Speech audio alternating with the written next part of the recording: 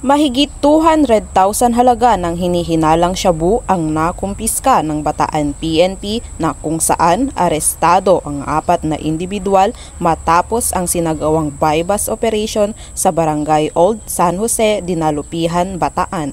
Kinilala ni Police Lieutenant Colonel Marcelino M. Teloza, hepe ng Dinalupihan Municipal Police Station, ang mga suspect na si alias Osmon, 30 anyos, alias Tina, 24 anyos, alias Bombay, 31 anyos at alias Boy, 34 anyos na residente sa iba't ibang barangay ng Dinalupihan, Bataan. Ayon sa ulat, naging matagumpay ang Station Drug Enforcement Unit ng Dinalupihan MPS matapos ang kinasang buy-bust operation na kung saan na-recover sa mga suspect ang 6 na pirasong heat-sealed plastic sachet na naglalaman ng hinihinalang shabu na may bigat na humigit kumulang 30 gramo at nagkakahalaga ng 204,000 at drug buy-bust money.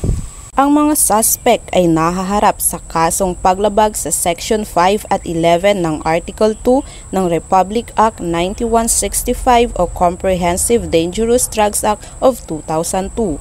Patuloy ang pambansang pulisya sa pagsugpo sa kriminalidad at sa pagpapaigting ng kanilang kampanya laban sa ilegal na droga sa ating bansa tungo sa isang mas maayos at ligtas na bagong Pilipinas.